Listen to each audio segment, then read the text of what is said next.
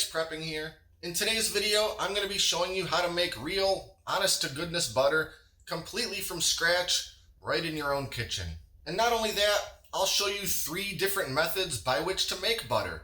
And you know what? They're all really quite simple. And the only ingredient we need is heavy whipping cream. And it can be the regular pasteurized stuff that you buy at the store or fresh right from the cow. So I'll jump right in and show you the 3 different ways you can make butter at home. And at the end, as a little bonus, I'll show you what I do to store my extra butter in the freezer so I can use it all year long. So let's do it.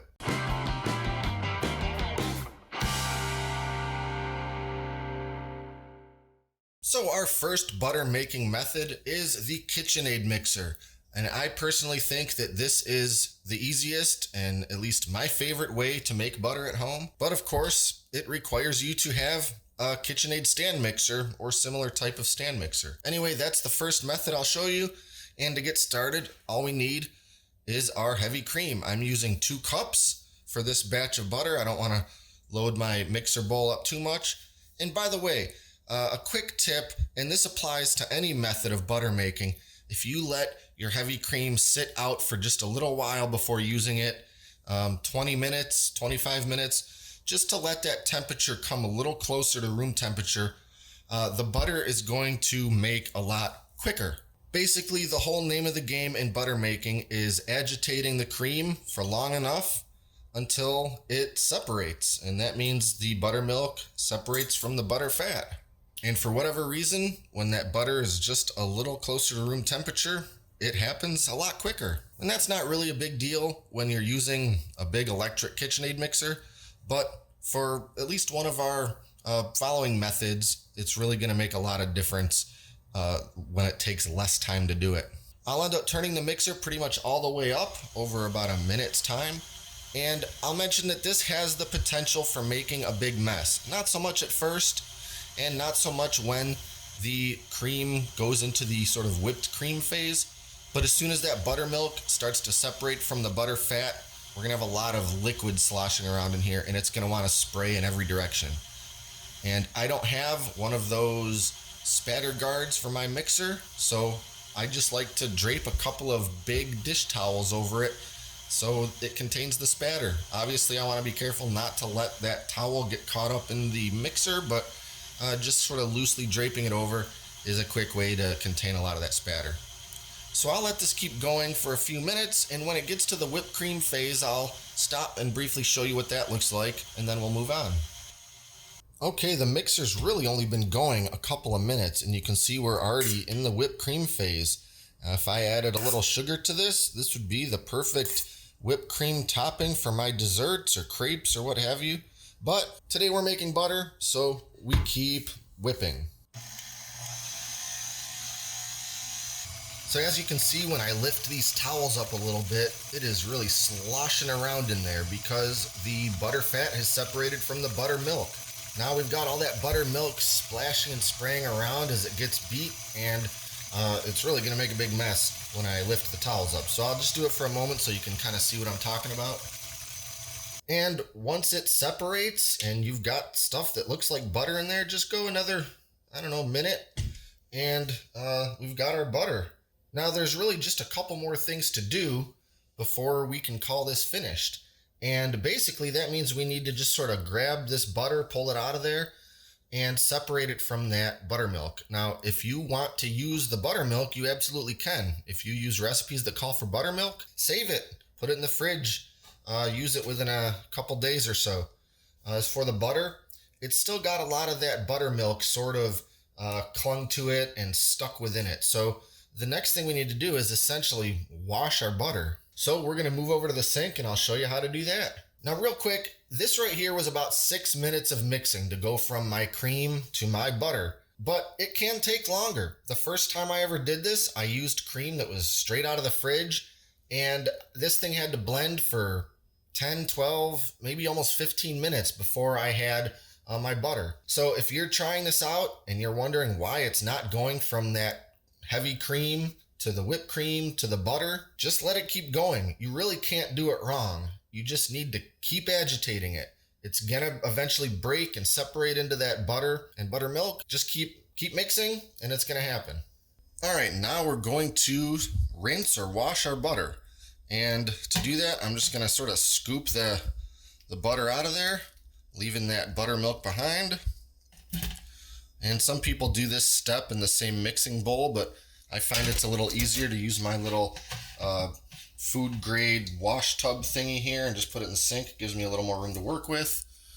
And I'll just kind of pull the butter off of this the wire whisk that I used in the mixer. And now we need to rinse this, and we're going to use ice water to do that with. So I've got this pitcher filled with ice water, and I just want to pour some of the water out onto my butter. And now we just have to sort of wring it and squeeze it and squish it amongst that ice water. And we're going to do this a few times until we don't see any more sort of milkiness in that water. And it'll take a few batches of this ice water to do that. And you really want to use water that's as cold as you can get it, so your butter doesn't just soften up and you're working with, half melted butter all over the place. So it might be hard to see since this is a white container I'm using, but that's quite milky, that liquid that's coming out. And I'm just gonna reapply, keep doing that.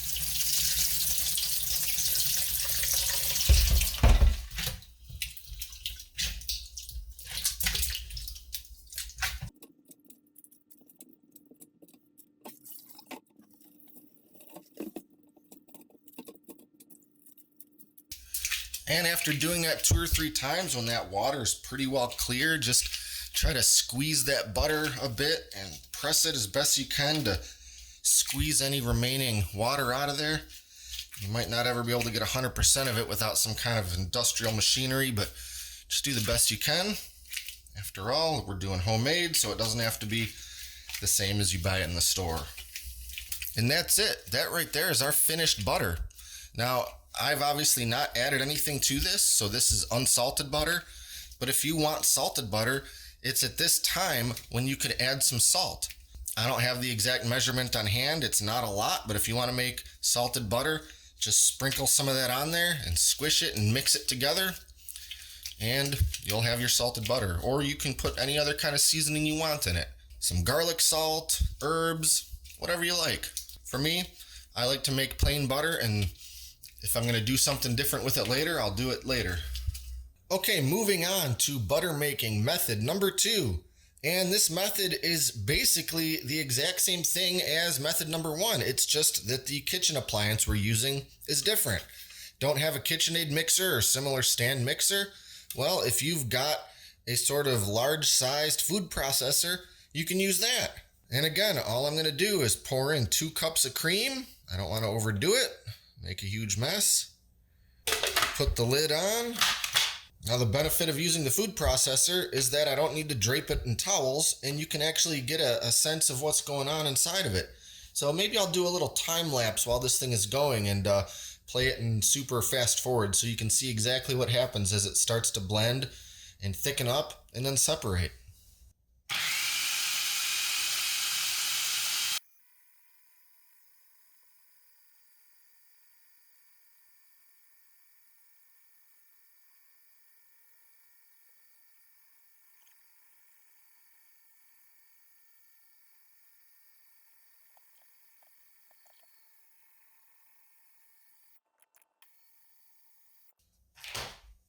All right, so I could see just at about the 4.5 minute mark, I saw the buttermilk and butterfat separate. And it really does go quite abruptly from whipped cream to butter. It's really in that whipped cream phase for the majority of the time that it's mixing. So the total elapsed time on the food processor method was just about, I'd say 5 minutes, 15 seconds. And now we're gonna scoop out our butter and rinse it with that ice water just like we did with method number 1. And the third method for making butter at home. And while this is certainly my least favorite of the 3 methods, it's definitely the simplest. All you need is a mason jar. And we're not gonna go with the 2 cups this time. I'm gonna go with just about a cup because I don't wanna fill this thing too much. And we'll just put the lid on, make sure it's sealed tight. And of course you could use more of a reusable plastic lid if it's got a good seal on it. And the reason this is my least favorite method is because it requires a lot of manual effort. I basically just need to shake the bejesus out of this jar for a few minutes, and that's going to make my arms pretty tired by the end of it. But I'll mention two things that'll make it a little easier. One, again, use that cream that's been sitting out a little while. The colder it is, the longer it's going to take for it to separate. I did this once with cream straight out of the fridge just to see how long it would take, and it was over 15 minutes of solid shaking, and my arms were absolute noodles by the end of it. With closer to room temperature cream, it's going to be less than half of that. And secondly, I only put a cup in here because I want lots of room in the jar that doesn't have cream in it. And that's because the more violently you can shake it, the quicker it will separate. And having lots of room for that cream to sort of smash back and forth against the sides of the jar, the better. So I'm just going to get to shaking, and this is probably going to be maybe about 5 minutes of shaking before we have our butter.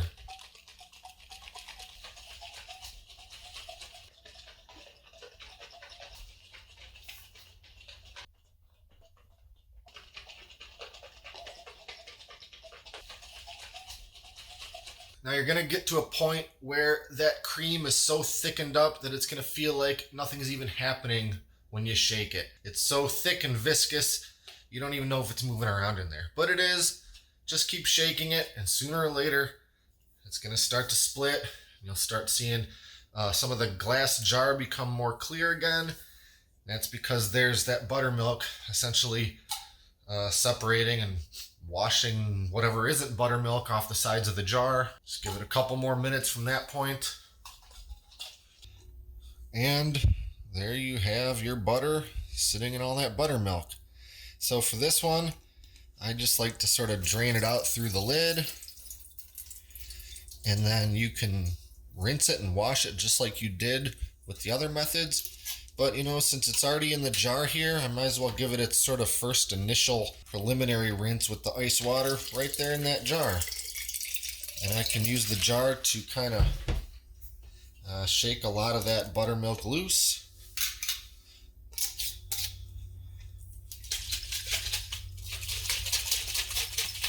I'll just repeat this a couple times.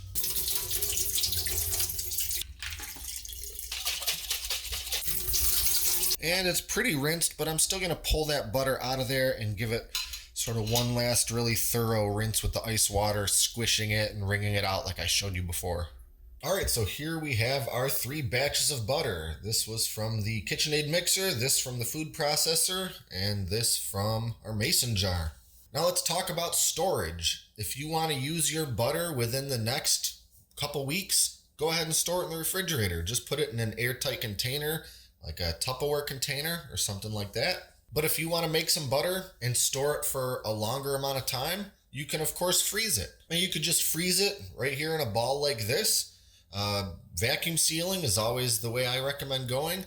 But what I like to do is actually kind of form these into something more resembling a stick of butter. And so that pretty much involves mashing these all together. And so in this case, since I have 3 different chunks of butter, well actually 4 chunks of butter since I made a little bit yesterday, I'm going to let these sit at room temperature for just a little bit. They've been in the fridge ever since I first made it, and I'm going to let them warm up just the littlest bit so they're not really hard, and that'll let me mash them all together and then sort of form them into the shape that I want.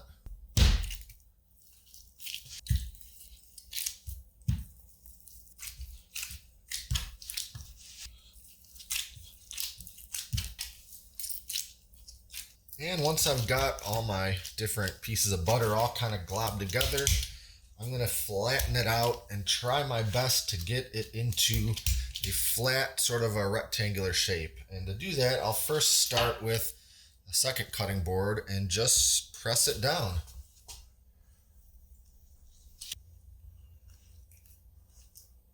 And I'll just do my best to square up the sides a little bit. This is not going to be perfect. I'm just going for loosely stick-shaped pieces, just so I have sort of smaller segments of butter that I can store, and then I don't have to thaw out a big chunk all at once when I want to use some. And then I'm just going to gently cut these into pieces that are relatively stick-shaped.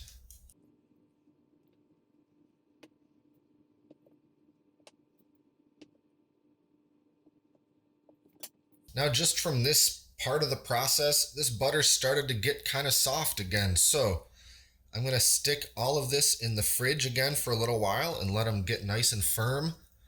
And then we're going to get them ready to go in the freezer. All right, now for the last step, which is to put our butter in some vacuum seal bags, seal them up, and stick them in the freezer. And just to help keep this butter from sticking to each other or to the bag, I'm going to use some little pieces of parchment paper. I basically just cut up a bigger sheet of parchment paper into some little rectangles, and we'll put one stick of butter on each one and just wrap them up kind of like you would see a stick of butter from the store. And now we'll take our vacuum seal bag. I use the rolls and sort of cut them to size so I don't have to waste a whole full-size bag.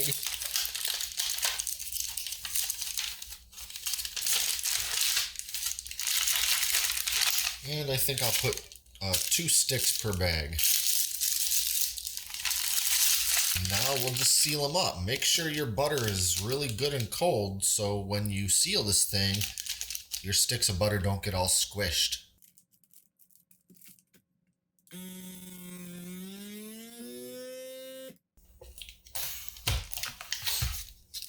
And there we have it. 2 sticks of beautiful homemade butter ready to go in the freezer and use in the next, well, some people say a couple months.